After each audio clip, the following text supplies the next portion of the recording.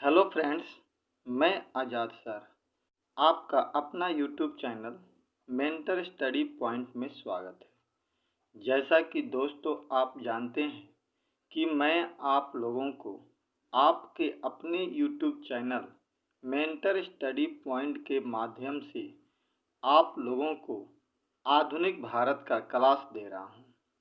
इस आधुनिक भारत के अंतर्गत दोस्तों अभी तक मैंने आपको कम्प्लीटली 9 चैप्टर करा दिया है और आज से हम लोग अंतिम चैप्टर जिसको हम लोग कहते हैं भारतीय स्वतंत्रता आंदोलन यानी इंडियन नेशनल मूवमेंट के बारे में चर्चा शुरू करने जा रहे हैं।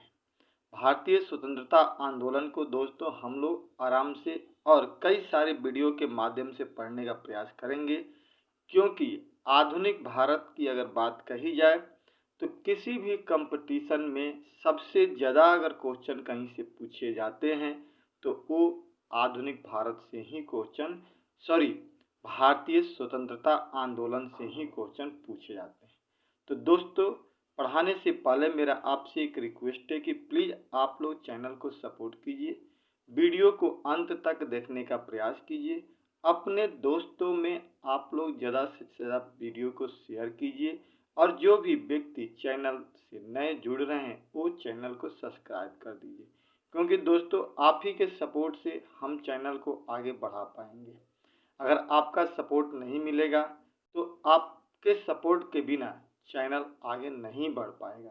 इसलिए हम आपसे रिक्वेस्ट करते हैं कि प्लीज़ आप लोग चैनल को सपोर्ट कीजिए और ज़्यादा से ज़्यादा इसे सब्सक्राइब करवाने का या करने का प्रयास कीजिए, क्योंकि ये एक दिन की प्रक्रिया नहीं है। आज से हम लोग दोस्तों भारतीय स्वतंत्रता आंदोलन पढ़ने जा रहे हैं। संभवतः मैं पूरी तरह से कोशिश करूंगा कि आपको बेस्ट से बेस्ट मैं पढ़ाने का प्रयास करूं, ताकि आपको जो है आसानी से समझ में आ जाए और जो भी क्वेश्चन आधुनिक भारत से नेशनल मूवमेंट से अगर पूछा जाए आधुनिक भारत में तो उस क्वेश्चन को आप आसानी से सॉल्व कर पाएँ और अपने एग्ज़ाम में अपने प्रश्नों के उत्तर को देने में आप सफल हो जाएं। ठीक है दोस्तों, तो चलिए आज हम लोग बात करते हैं भारतीय स्वतंत्रता आंदोलन की। दोस्तों भारत में स्वतंत्रता आंदोलन, थोड़ी सी मैं कहानी बता रहा हूँ आपको। भारत में भारतीय स्वतंत्रता आंदोलन की शुरुआत की अगर बात कहें तो हम 1885 में जब कांग्रेस की स्थापना मुंबई में होती है तो वहीं से हम मान करके चलते हैं कि हमारे यहाँ नेशनल मूवमेंट की शुरुआत होती है।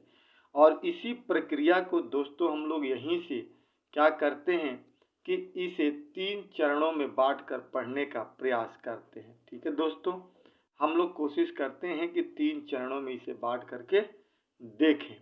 भारतीय स्वतंत्रता आंदोलन को हम लोग जब 3 चरणों में दोस्तों बांटते हैं तो इसे हम लोग 1 चरण, 2 चरण और 3 चरण में हम लोग देखने का प्रयास करते हैं। पहला चरण हम ये मान कर चलते हैं कि जो 1885 से लेकर 1905 ईस्वी तक का समय माना जाता है, यानी 1885 से लेकर 1905 तक के समय को हम लोग पहला चरण मानते हैं। दूसरा चरण हम लोग 1905 से लेकर के 1919 ईस्वी तक के कालखंड को मानते हैं। और तीसरा चरण दोस्तों 1919 से लेकर 1947 तक के समय को हम लोग निर्धारित करते हैं। तीसरे चरण को ही दोस्तों हम लोग गांधी युग के नाम से जानते हैं। किस नाम से? पिछली बार ही अभी दिल्ली पुलिस के क्वेश्चन पेपर हुए थे तो उसमें एक सवाल आया था कि गांधी 1919 से लेकर 1947 के चरण को किस नाम से जानते हैं? गांधी युग के नाम से, या कहिए कि जवाहरलाल नेहरू के नाम से, या सुभाष चंद्र बोस के नाम से, या भगत सिंह के नाम से जानते हैं? तो दोस्तों सवाल का उत्तर था कि गांधी युग के नाम से हम इसे जानते हैं। ठीक है दोस्तों, लेकिन दोस्तों मैं एक चीज़ बता दूं आप लोगों को कि अगर मान लीजिए कि हमने कहा कि हम इसे कितने चरणों में बांटते हैं, 3 चरणों में बांट करके देखते हैं। 1885 से लेके 1 चरण, 1905 तक, द्वितीय हमारा दोस्तों 1905 से 1919 तक और तृतीय 1919 से लेकर के 1947 तक। तो दोस्तों एक सवाल ये मैं आपसे पूछ रहा हूँ, यह सवाल ये बनता है कि क्या 1885 से पहले हमारे यहाँ नेशनल मूवमेंट की शुरुआत नहीं हुई थी, या क्या 1885 से पहले हमारे यहाँ कुछ ऐसे स्तर पे भारत में काम नहीं हो रहे थे? क्या एक ही दिन 1885 का समय आया और उसी दिन नेशनल मूवमेंट सभी लोगों के अंदर राष्ट्रवाद का विकास हो गया? दोस्तों ऐसा नहीं था। इससे पहले दोस्तों हम लोग एक पढ़ते हैं जिसको हम लोग कांग्रेस की स्थापना के पूर्व का संगठन का नाम देते हैं कि कांग्रेस की स्थापना के पूर्व का संगठन। अब दोस्तों कांग्रेस की स्थापना के पूर्व के संगठनों में क्या होता है कि हमारे यहाँ जैसे मान के चलिए कि ये हमारा एक छोटा सा ये नक्शा है भारत का, ठीक है दोस्तों। इसमें उस समय अंग्रेजों की 3 प्रेसिडेंसी महत्वपूर्ण थी और जो जागरूक लोग वहाँ पे रहते थे। एक दोस्तों ये जगह जो था इसका नाम था बंगाल, एक जो जगह जो था दोस्तों ये इसका नाम था मुंबई, और एक जगह था ये जिसका नाम था दोस्तों मद्रास। मद्रास, मुंबई और कोलकाता जो था यानी बंगाल जो था अंग्रेजों की प्रेसिडेंसी भी थी, और साथ ही साथ ये वो जगह था जहाँ पे जागरूक लोग भी रहते थे, पढ़े लिखे लोग रहते थे। इन्हीं लोगों ने कांग्रेस की स्थापना से पहले से क्षेत्रीय स्तर पे छोटे छोटे संगठनों का निर्माण करना शुरू कर दिया था तीनों जगहों पर, क्योंकि यहाँ के लोग बाहर गए थे पढ़ने के लिए। जैसे बंगाल जमींदारों का जगह रहा था और वहाँ से बहुत सारे लोग विदेश में पढ़ने जाते थे। जैसे अगर हम बात करें तो राजा राम मोहन राय भी इन्हीं में से निकल करके एक आते हैं। तो वहाँ जाने के बाद विदेशों में इन्होंने जो उन्मुक्त और स्वतंत्र वातावरण का माहौल देखा था वो भारत में इन्होंने नहीं देखा। तो उसके लिए इन लोगों ने छोटे छोटे स्तर पे अपने अपने जगहों पर जहाँ जहाँ ये लोग थे, मद्रास में अगर कोई व्यक्ति है तो मद्रास में, कोई कलकत्ता में है तो कलकत्ता में, कोई व्यक्ति मुंबई में तो मुंबई में, छोटे छोटे स्तर पर लोगों को इन्होंने एक साथ जोड़ने का प्रयास कर दिया। क्या किया दोस्तों? लोगों को जोड़ने का प्रयास किया। उसके लिए इन्होंने छोटे छोटे संगठन भी बनाए और उन संगठनों के माध्यम से लोगों के अंदर राष्ट्रवाद की भावना का विकास करना शुरू किया, क्योंकि राष्ट्रवाद की भावना का विकास होना ही सबसे बड़ी जरूरी थी, क्योंकि इससे पहले हम क्षेत्रीय स्तर पे क्या थे, बटे हुए थे। ठीक है दोस्तों, तो ऐसी स्थिति में इन लोगों ने क्या किया कि अपने छोटे छोटे स्तर पे कई जगहों पे इन्होंने बंगाल में, मद्रास में और मुंबई में जगह बनाया। आगे चल करके धीरे धीरे जैसे जैसे ये आंदोलन इनका विकसित हुआ और जब ये तीनों आदमी एक साथ मिले तो तीनों का उद्देश्य क्या था, भारत में एक राष्ट्रवाद की स्थापना करना। तब जाकर के तीनों जगहों के लोगों ने एक जगह इकट्ठा होकर के मुंबई में, हालांकि ये पहले सूरत में होने वाला था अधिवेशन, लेकिन मुंबई में इन लोगों ने क्या किया, कांग्रेस की स्थापना थी 1885 ईस्वी में, जिसमें कहा जाता है कि 1885 ईस्वी में इसकी स्थापना के पीछे एक अंग्रेज अधिकारी A.O. ह्यूम का भी हाथ था। तो नो डाउट, इसमें कहीं कोई डाउट नहीं था, A.O. ह्यूम का भी हाथ था। क्यों? क्योंकि भारत में इस समय जो तीनों जगहों से लोग जो जागरूक हो रहे थे, तो ऐसा उसे लगने लगा था उस अधिकारी को कि भारत में 1857 की क्रांति से भी बड़ा क्रांति हो सकती है। और 1857 की क्रांति में दोस्तों मैंने तो आप लोगों को बताया था कि केवल उत्तर भारत में ये फैला था और यह आंदोलन मद्रास, दक्षिण में भी और मुंबई में भी फैल रहा था। तो कहीं ऐसा न हो कि बड़ा आंदोलन हो जाए, तो वही उसी के दिमाग की उपज थी कांग्रेस की स्थापना, ताकि सभी लोगों को एक मंच पर ला करके तब पूछा जाए आपकी प्रॉब्लम क्या है और धीरे धीरे उनके गुस्से को शांत किया जाए। इसीलिए कहा जाता है कि A.O. ह्यूम के दिमाग की उपज क्या थी, कांग्रेस थी और कांग्रेस की स्थापना हुई। तो दोस्तों इस तरह से एक पीछे का बैकग्राउंड आज के वीडियो में हम लोग पढ़ेंगे। उसके बाद हम लोग देखेंगे कि कैसे नेशनल मूवमेंट की आगे शुरुआत होती है 1885 के बाद। हम लोग कल पढ़ेंगे। आज तो हम लोग शुरू के समय को पढ़ने का प्रयास करेंगे, कैसे यहाँ पे शुरुआत होता है। दोस्तों कह रहा है कि 15 अगस्त 1947 ईस्वी को भारत स्वतंत्र हुआ। यह स्वतंत्रता हमें स्वतंत्रता संघर्ष के विभिन्न अवस्थाओं से गुजरने के बाद प्राप्त हुई थी। ब्रिटिश शासन काल में एकत्रित कई समस्याओं के कारण भारतीयों में जन जागरण की भावना आई। कई सारी समस्याएं हमारे हुई, सारा समस्या आप जानते हैं, मैं पढ़ा चुका हूँ। वो आर्थिक समस्या हो या राजनीतिक समस्या हो या धार्मिक समस्या हो या सांस्कृतिक समस्या हो या प्रशासनिक समस्या हो, सब बहुत सारे अंग्रेजों ने हमारे अंदर समस्याएं पैदा कर ली थी। इन्हीं समस्याओं से निपटने के लिए एकत्रित कई समस्याओं के कारण भारतीयों में जागरण की भावना आई एवं ब्रिटिश सत्ता को उखाड़ फेंकने की आकांक्षा लोगों में उत्पन्न हो गई। ठीक है दोस्तों, स्वतंत्रता आंदोलन कई चरणों से होकर गुजरा, जिसे हम लोग निम्नलिखित 3 चरणों में बांट के पढ़ सकते हैं। तो दोस्तों, जैसा कि मैंने आपको अभी डायग्राम के माध्यम से समझाने का प्रयास किया अभी मैंने आपको कि किस प्रकार से जैसे पहला चरण कहते हैं, तो पहला चरण जो था हमारा स्वतंत्रता आंदोलन का प्रथम चरण जो था 1885 से लेकर 1905 के बीच में चला था। ठीक है दोस्तों, दूसरा चरण स्वतंत्रता आंदोलन का द्वितीय चरण जो था 1905 से लेकर 1919 ईस्वी तक चला, और स्वतंत्रता आंदोलन का तृतीय जो चरण था वह 1919 से लेकर 1947 के बीच में चला था। ठीक है दोस्तों, तो इस प्रकार से हम 3 चरणों में स्वतंत्रता आंदोलन को बांट करके पढ़ने का प्रयास करेंगे। 85 से 1905, 1905 से लेकर 1919 और 1919 से 1947, जिसे हम लोग गांधी युग के नाम से जानते हैं। ठीक है दोस्तों, तो अब देखिए अब क्या कह रहा है कि क्या हम 1985 में एक बार आ गए और तीनों का मकसद का एक ही था? नहीं, अलग अलग काल चरणों में अलग अलग हमारा मकसद था। कह रहा है कि इसमें प्रथम चरण के समय भारतीय राष्ट्रीय कांग्रेस की स्थापना, जिसका भारतीय मध्यम वर्गीय बुद्धिजीवियों ने प्रतिनिधित्व किया था। मध्यम वर्ग जो लोग थे उन्हीं लोगों ने कांग्रेस की स्थापना की थी। यह वर्ग पाश्चात्य उदारवादी विचारों से प्रभावित था। द्वितीय चरण आते आते कांग्रेस काफी परिपक्व हो चुकी थी। दूसरे चरण में आते थे कांग्रेस मजबूत हो गई, शुरू में अभी नवपकिया थी। इसी चरण के अंतर्गत कांग्रेस ने अपना लक्ष्य स्वराज निर्धारित किया और भारतीय राजनीति में उग्रवादी विचारधारा का भी जन्म हुआ द्वितीय चरण में। पुनः तृतीय चरण के दौरान गांधी अपनी नवीन विचारधारा भारतीय राष्ट्रीय आंदोलन का हथियार बनाया और कांग्रेस ने डोमिनियन स्टेट्स और पूर्ण स्वराज को अपना लक्ष्य बना करके तीनों चरणों में काम करने का प्रयास किया। पहले चरण में उन्होंने स्टार्ट किया, दूसरे चरण में उग्रवाद को अपनाया, तीसरे चरण में गांधी जी ने डोमिनियन स्टेट और पूर्ण स्वराज की बात कर दी।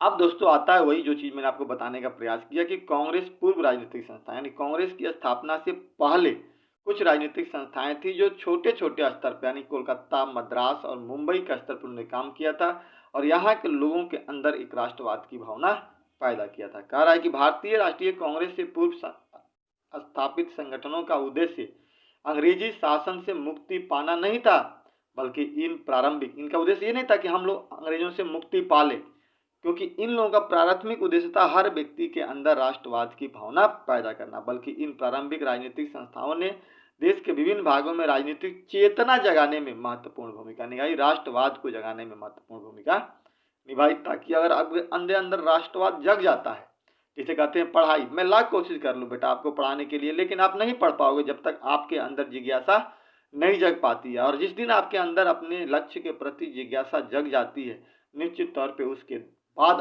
आपके लिए हर दिन एक छोटा दिन बनने लगता है और आप संघर्ष की लड़ाई में शामिल होना शुरू कर देते हैं। इसलिए कहा जाता है कि अंदर की भावना को जगाना सबसे पहले जरूरी है। और मैंने एक बार आपको पढ़ाते वक्त बताया था कि बुद्ध ने यही बात कहा था कि आत्मदीपो भव, अंदर की दीप को आप जलाना पड़ेगा, तभी जाकर को आपको सफलता या किसी भी क्षेत्र में आपको कामयाबी मिल सकती है।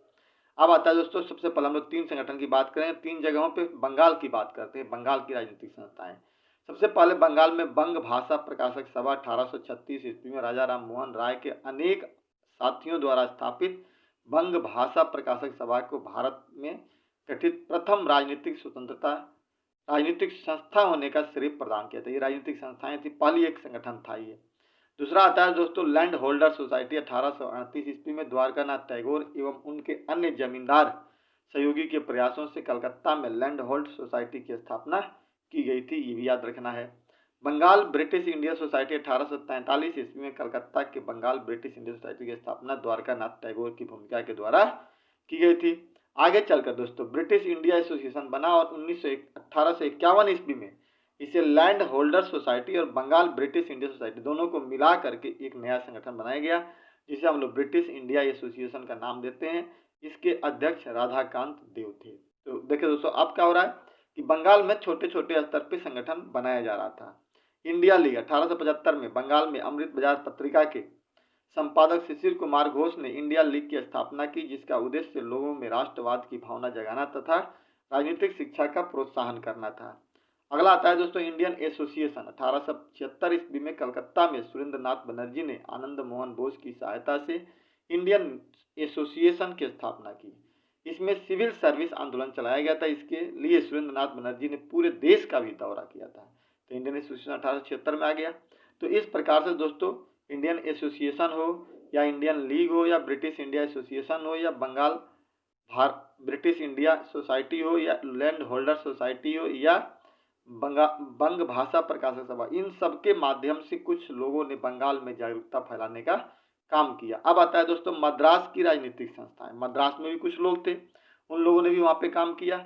मद्रास नेटिव एसोसिएशन की स्थापना 1852 ईस्वी में मद्रास नेटिव एसोसिएशन की स्थापना CY मुदलियार द्वारा की गई थी। मद्रास महाजन सभा की स्थापना 1884 ईस्वी में एम वीर राघव चेरियार, जी सुरमय अय्यर एवं P अनंत चार्लू के सहयोग से किया गया था।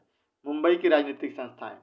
मुंबई एसोसिएशन की स्थापना 1852 ईस्वी में दादा भाई नौरोजी एवं जगन्नाथ शंकर सेठ ने की थी। पूना सार्वजनिक सभा 1867 में रनाडे एवं GV जोशी ने पूना में सार्वजनिक सभा की स्थापना की।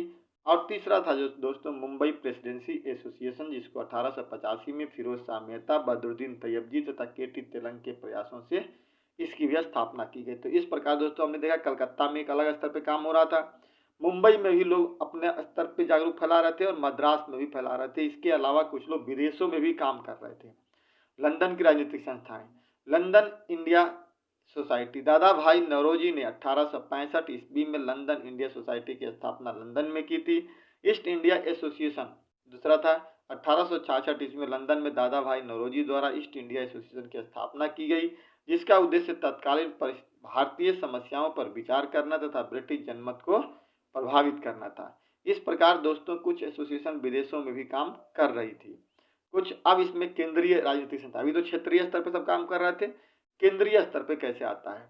तो केंद्रीय स्तर पे भारतीय राष्ट्रीय संघ जो पहला था, इसी की स्थापना होती है और यही भारतीय राष्ट्रीय संघ आगे चल करके भारतीय राष्ट्रीय कांग्रेस के रूप में बदल जाता है।